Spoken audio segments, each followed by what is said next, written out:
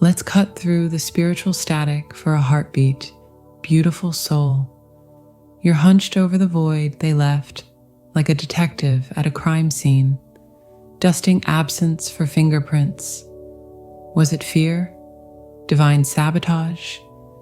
Did I dream the whole damn symphony? You've dissected their silence like a sacred scroll, searching for answers in the negative space. But what if the truth isn't hidden in their mystery? What if it's pulsing in the quiet corners of your being, places you've padded with spiritual platitudes and the comfortable noise of self-help mantras? Think of that friend who cancels plans with a vague text. Something came up, and you instantly assume you bored them. Rarely does it occur to you they might be knee-deep in their own chaos, fighting dragons you can't see. Twin flame silence works the same way, only the dragons are existential. The runner isn't fleeing you. They're gasping for air in the gravitational crush of a connection so intense it threatens to collapse their sense of self.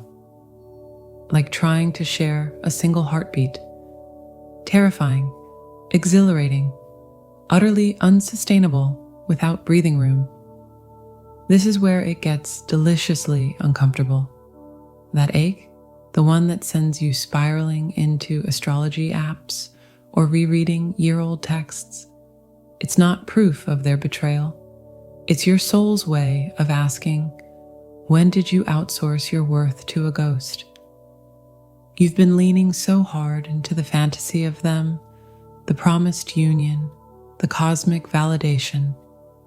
You forgot you're the architect of your own sanctuary. Their silence is the universe, gently prying your white-knuckled grip off their coattails and pointing your trembling hands back toward your own blueprint. Build here, beloved. The soil's been waiting. So, take a breath, not the shallow kind you use to steady panic, the deep, oceanic inhale that fills forgotten chambers of your lungs. This silence isn't a punishment. It's an invitation to finally turn down the volume on their absence and hear the symphony you've been muting within yourself. The messy, magnificent, off-key opus of you. What if this aching quiet isn't the end of your story, but the first raw note of a song only you can sing? Keep reading. The next page holds a mirror, and what stares back might just astonish you.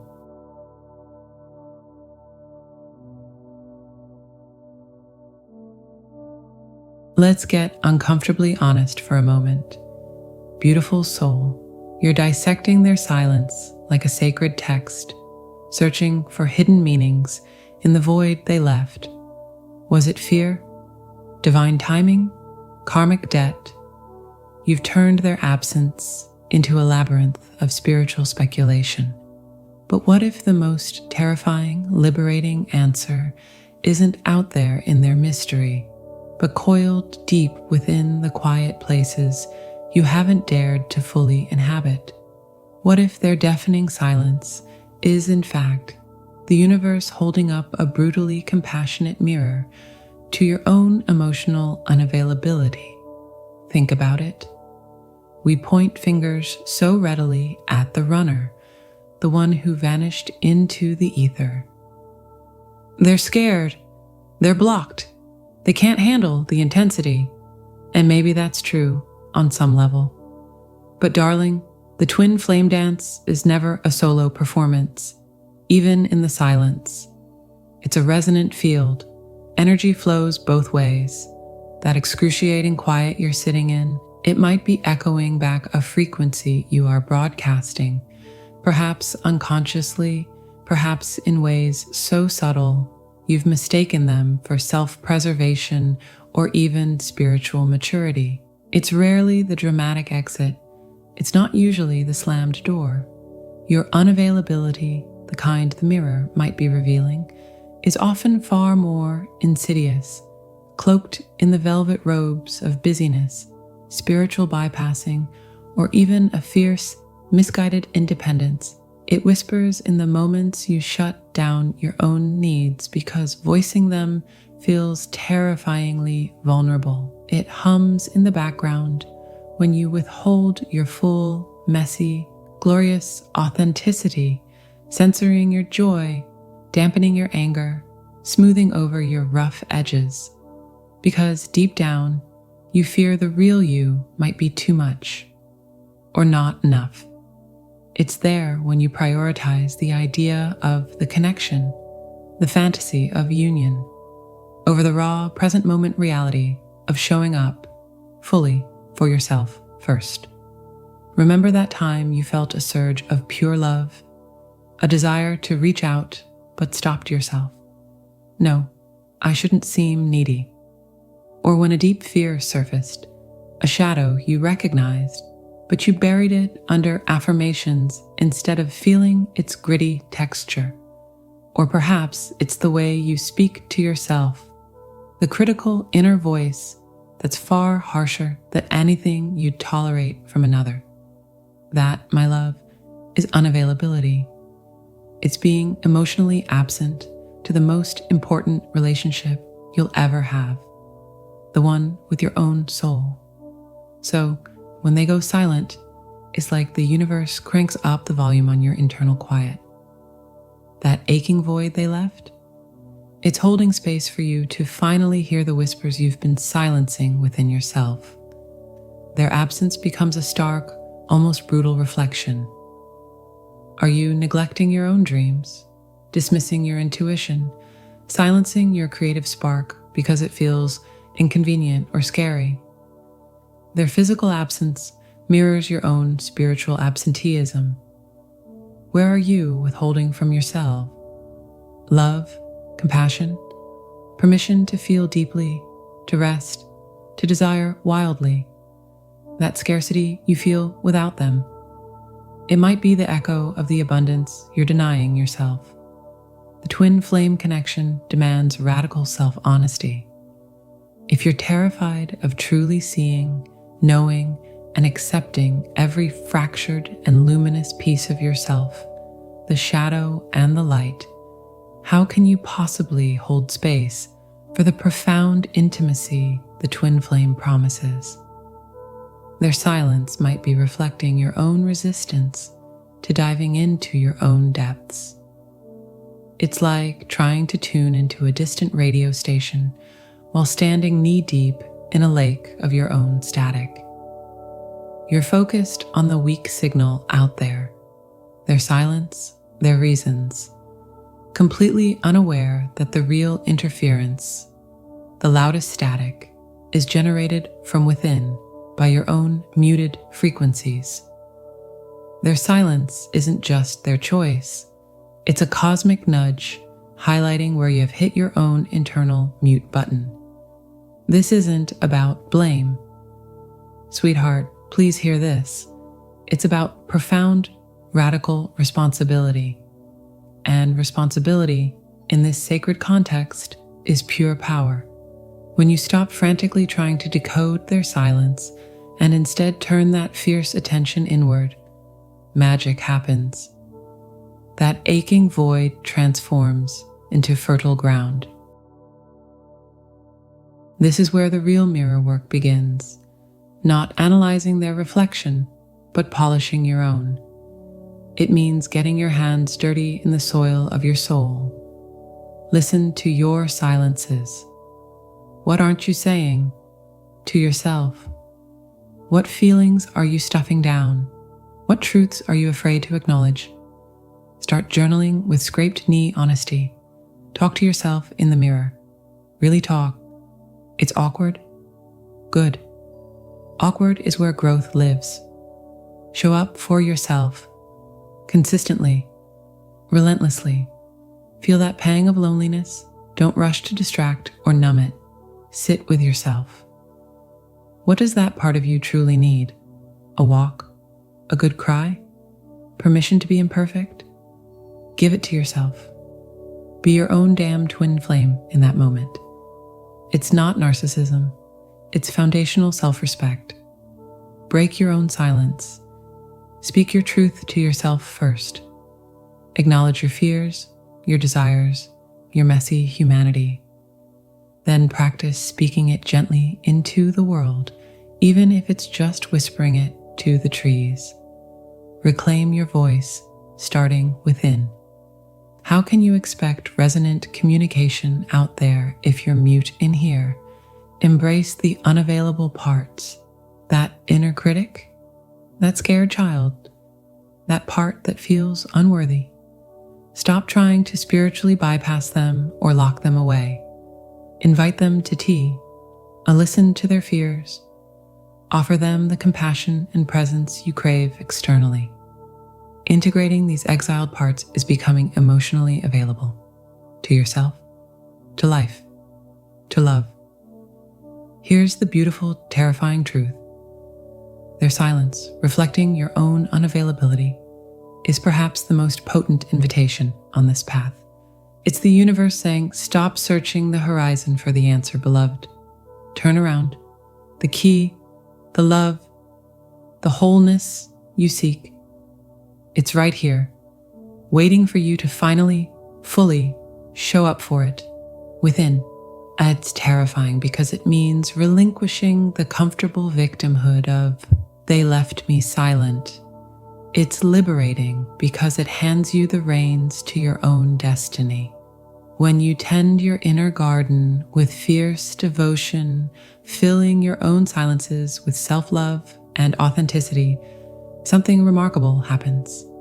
The need for their noise, or even their presence, to validate you, it simply dissolves.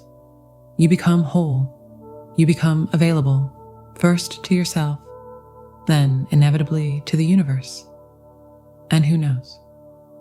When you're no longer broadcasting that static of self-abandonment, when your inner world is a symphony of self-attunement, what frequencies might you finally be clear enough to receive? The silence then becomes not an absence, but a sacred space humming with potential. What song will you sing into it first? What if the most powerful step towards any union isn't chasing the silence away, but learning the language it's trying to teach you, about the love waiting to be uncovered deep within your own, finally unsilenced heart? Keep reading. The next mirror might just hold your reflection in full bloom.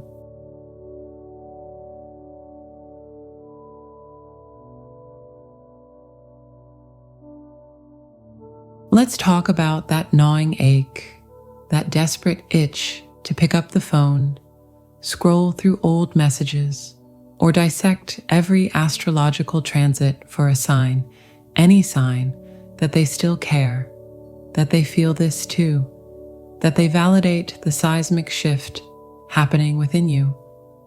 Oh, beautiful soul, I know that dance.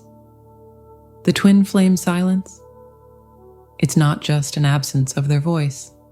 It's the universe enrolling you, kicking and screaming perhaps, in its most rigorous postgraduate program, Cosmic Void University, major, unshakable self-validation. Forget the cap and gown. Your uniform is raw vulnerability, and the textbook is written in the ink of your own tears. Think about it. Before the silence descended, where did you instinctively turn when the connection sparked something profound? When a synchronicity lit up your world? When a surge of unconditional love washed over you? When a shadow aspect reared its head? Your eyes, your heart, your energy, it likely darted straight towards them, seeking that confirming nod, that shared gasp, that, oh my God, you too. Look, it's human. It's natural. It's also, ultimately, a spiritual crutch. Their silence? It's the universe yanking that crutch away with the ruthless compassion of a Zen master saying, walk on your own, feel the ground beneath your feet, trust your senses. Imagine your soul's truth, your spiritual experiences, your inherent worth. They're like a magnificent, unique symphony playing within you. But in the early throes of the twin flame dance, it's like you're constantly holding up a microphone towards them, desperate for their amplifier to make your music heard, to confirm its beauty, its realness. Their silence shatters that external speaker system. Suddenly, your symphony is playing in a vast, empty hall. At first, it's terrifying. The notes seem small, insignificant, maybe even imaginary without that external echo. Was it ever real? The ego whispers. Did I make it all up? This is the crisis point. The void amplifies the internal static of self-doubt because you've outsourced your volume control. Remember that feeling when you sing in the shower? Belt it out, full voice, no filter.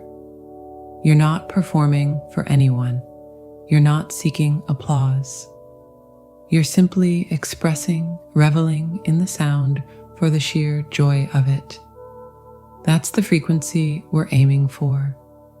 Their silence is the universe, locking the bathroom door and turning off the water, forcing you to sing your soul's song anyway, right there in the echoing stillness. Can you find the courage to value your own voice, your own experience, simply because it's yours, not because it's reflected back by someone else, however divine that reflection feels? This isn't about becoming arrogant or self-absorbed. It's about developing an unshakable inner foundation. It's about knowing, deep in your marrow, that your worth is non-negotiable, that your spiritual experiences are valid because you experienced them, that your love is real because you feel it, that your path is sacred because you are walking it. Period. No external seal of approval required, not even from the one who feels like your other half. When you finally graduate from this brutal, beautiful curriculum, that aching void transforms. It's no longer an empty space waiting to be filled by them. It becomes a vast, sacred cathedral within you, a space of profound inner peace, self-trust, and unshakable knowing. You become your own sanctuary. You become your own source. You validate your own existence with the quiet, steady power of a mountain rooted deep in the earth. Their silence then becomes the greatest gift, the fierce, loving teacher who forced you to claim your own divinity, your own authority, your own wholeness. You realize you weren't waiting for them at all. You were waiting for you. And when you finally arrive, fully present, fully validated from within, the whole universe shifts. Union becomes less about finding the other half and more about two whole beings choosing to dance in the resonance of their own independently sourced light. So, beautiful soul, standing in that echoing silence, what symphony is your soul finally brave enough to play simply because it wants to hear itself sing? The next lesson? It's about what happens when you become the light the silence couldn't extinguish, and how that changes everything. Keep turning the page within.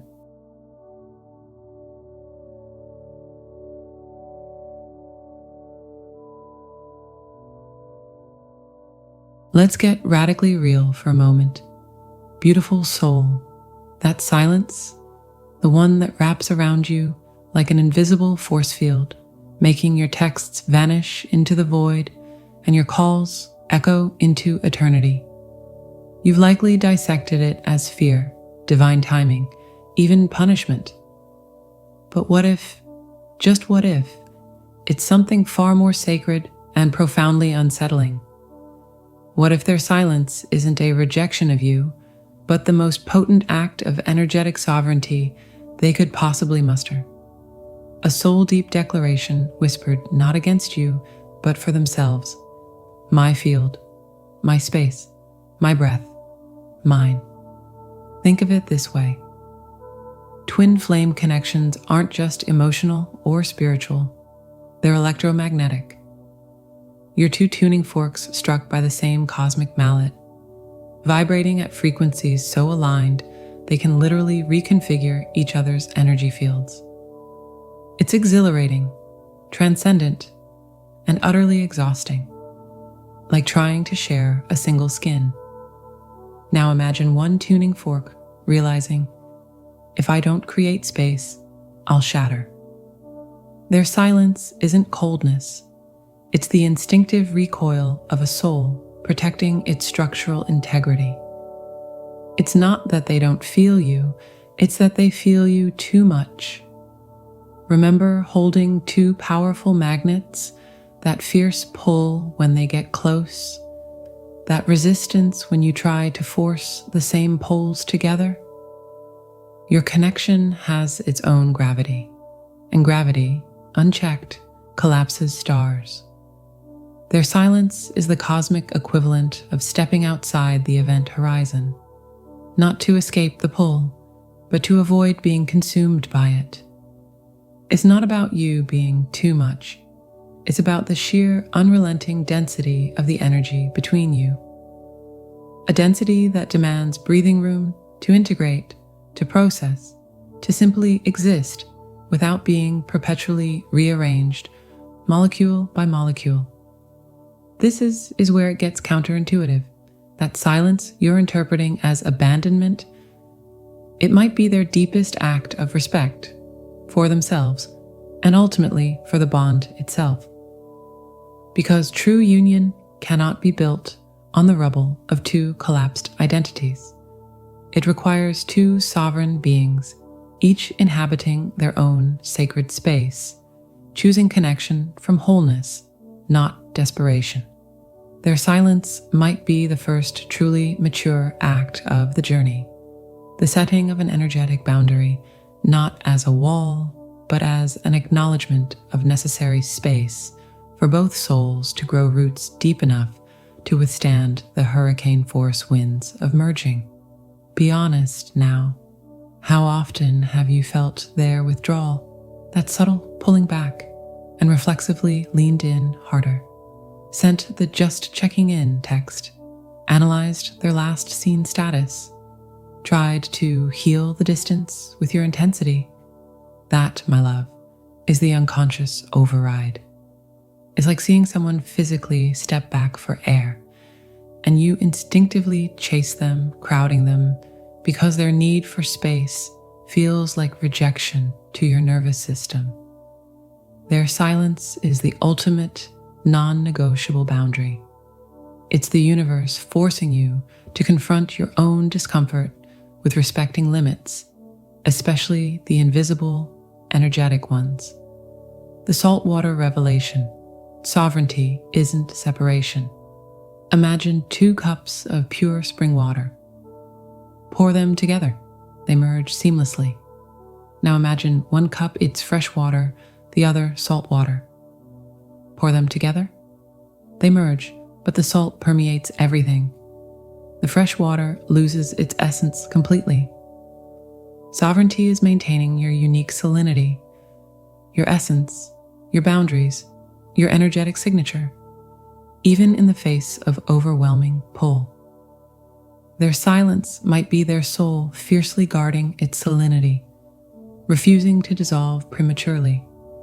It's not a denial of connection, it's a preservation of the very uniqueness that makes the connection so potent.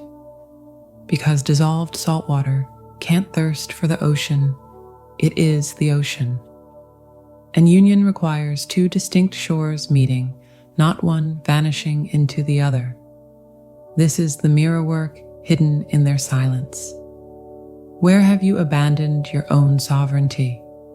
Chasing, overgiving, molding yourself to fit their perceived needs, dissolving your boundaries in the hope of fusion. Their fierce, if silent, no holds up a mirror to your own yes, to self-erasure? How comfortable are you with true energetic autonomy? Can you stand in your own field, potent and complete, without needing their energy to validate your existence? Or does their absence make you feel like a planet flung out of orbit? Their silence challenges you to become your own gravitational center. Do you confuse enmeshment with union? The silence forces a brutal clarity. Was your vision of union dependent on constant contact, validation, and merging? True sacred union is the dance of two self-sustained stars in constellation, not two moths dissolving into a single flame. So, what now? How do you meet this sovereign silence, not as a wound, but as a masterclass? 1. Honor the unspoken request. This is the hardest step. Stop poking the energy field. Cease the mental probes, the psychic hooks, the desperate broadcasts. Imagine their silence as a sacred do not disturb sign on their soul's door. Respecting it isn't surrender, it's supreme spiritual maturity. Whisper to your anxious heart, their space is not my abandonment, it's their becoming. 2. Fortify your own energetic borders. Where are you, leaky? Where do you let others, not just your twin, drain your energy, override your no, or cloud your field? Start small. Notice when you say yes, but mean no. Feel when someone's energy leaves you feeling heavy or scattered. Practice reclaiming your space, physically, emotionally, digitally. Your sovereignty is your responsibility. 3. Find the stillness within the storm. Their silence creates a vacuum. Don't rush to fill it with noise, yours or anyone else's. Sit in the stillness. Tend your own flame. Discover what nourishes your energy field. Solitude, nature, creative flow, sacred numbers. Become fiercely protective of your inner sanctum. This isn't building walls against them. It's cultivating the rich inner soil where any healthy connection can eventually root. 4. Reframe separation as sacred co-creation. This silence isn't the death of the connection. It's the necessary gestation period for its rebirth at a higher octave. You're both doing the unseen work, like caterpillars in separate chrysalises, dissolving into goo to reform as beings capable of flight. Trying to merge now would be catastrophic. Honor the process, the liberating truth at the event horizon.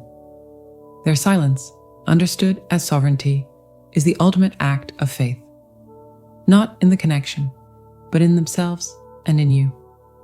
It says, I trust this bond enough to step back, trusting it won't break. I trust you enough to handle the space. I trust us enough to believe we can reconvene as whole beings, not fractured halves seeking completion. It's the universe teaching you the physics of sacred intimacy.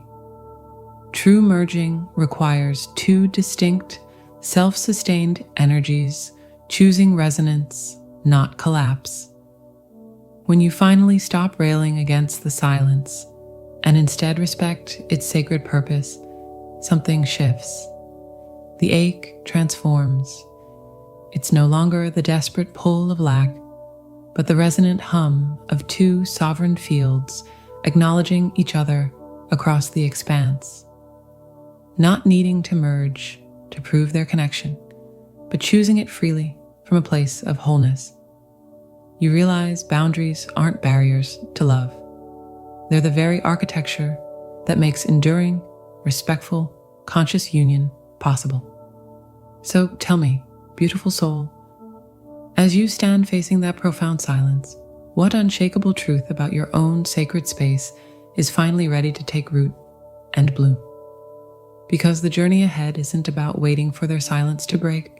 It's about discovering the universe shifting power that awakens when you fully occupy your own, and how that changes the entire gravitational field.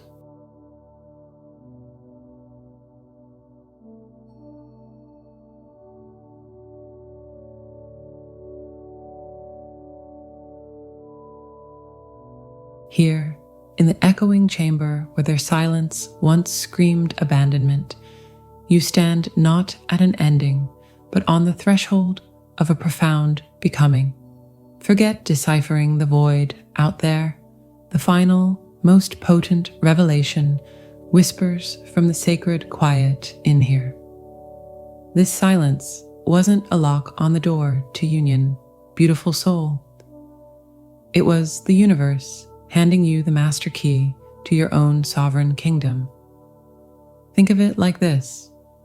You've spent lifetimes, perhaps, polishing the windows of your soul, hoping someone outside would finally see your light, validate its existence. Their silence? It wasn't curtains drawn against you. It was the sudden, stark realization that the house itself was yours. All yours. The creaking floorboards of past hurts, the dusty corners of forgotten dreams, the magnificent, sun-drenched atrium of your potential. It's your domain. And tending it isn't a chore while you wait for a guest. It's the sacred architecture of your wholeness. This quiet isn't empty. It's pregnant with the unformed clay of you, waiting for your own hands to shape it. Their absence isn't a rejection. It's the cosmic removal of training wheels you didn't realize were still on, forcing you to feel the exhilarating, terrifying balance of riding solo. And honestly, it's a bit wobbly at first. You might wobble, you might even graze a knee. That's okay. That's human. That's the glorious, messy sound of authentic motion. This journey asks a radical question far deeper than when will they return? Who will you be when the silence lifts? Will you be the architect of your own joy, building bridges of self-compassion over the moats of old fears? Or will you still be huddled by the gate, peering out, waiting for their arrival to signal it's safe to inhabit your own castle? Their silence is the ultimate invitation to move into the master suite of your being. Furnish it wildly, hang the arch you love, play the music that makes your soul dance, even if it's off-key. Throw open the windows and let the unruly wind of your own authenticity blow through. This isn't selfishness. It's the necessary foundation for any love worthy of the name sacred. How can you possibly host the divine complexity of another if you're still camping in the foyer of your own spirit? And here's the delicious paradox, the cosmic joke wrapped in velvet. The more fiercely, unapologetically you inhabit this inner kingdom, the less their silence feels like a wound and more like, well, perhaps just a neighbor respecting the quiet hours sign while they renovate their own place. You start to sense it, not as a void, but as a resonant field humming beside yours. Two distinct symphonies, tuning not to merge into one cacophony, but to create a richer harmony, each note clear and true. Sovereignty isn't cold isolation. It's the magnetic pull of two self-contained stars choosing orbit, not collapse. Their silence, understood as their necessary renovation, becomes an act of profound respect for themselves, for the potential of us, for the terrifying, beautiful truth that fusion only works when both elements bring their full, unadulterated essence to the crucible. Anything less is dilution, not union. So let the frantic decoding cease. Let the anxious scrolling stop. Turn that fierce attention inward, not with the desperation of a scavenger, but with the tender curiosity of an explorer discovering uncharted territory within. Tend your inner garden with the devotion of a master gardener, watering neglected dreams, pruning toxic self-talk, planting seeds of wild, improbable joy. Become so utterly, vibrantly present in your own life that their noise or lack thereof ceases to be the defining frequency of your existence. You become the steady hum, the grounded oak, the self-illuminating light. And in that wholeness, a miraculous shift occurs. The silence transforms. It's no longer an agonizing absence, but a spaciousness, a sanctuary, a canvas awaiting not their brushstroke, but the bold, unexpected masterpiece you're finally brave enough to paint. This path isn't about enduring the silence until they return. It's about alchemizing it within you until you sing. And when you do, when your own voice, clear and unafraid, finally fills your inner cathedral, something extraordinary happens. The universe leans in, possibility stirs. And the door to the next chapter?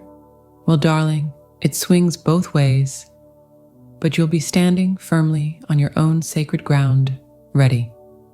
What impossible bloom will you nurture in this fertile quiet while you wait to see who or what knocks? The soil is yours, the seeds are yours. The miracle is already unfolding right here.